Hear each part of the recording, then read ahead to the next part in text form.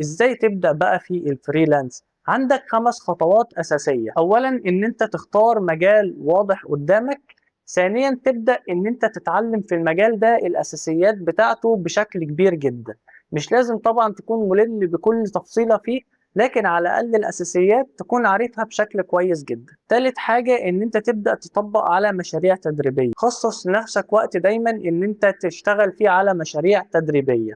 ورابع حاجة إن أنت تعمل بورتفوليو كويس. المشاريع التدريبية اللي أنت عملتها دي تاخدها وتبدأ إن أنت تضيفها في البورتفوليو بتاعك. وخامس خطوة إن أنت تبدأ تعرض الخدمة بتاعتك. فسواء لو كنت على موقع مثلا زي خمسات بيخليك إن أنت ترفع خدمتك والناس هي اللي تيجي تشوفها، فيبدأ إن أنت تضيف الخدمة بتاعتك واشرح فيها التفاصيل اللي أنت تعرف تقدمها.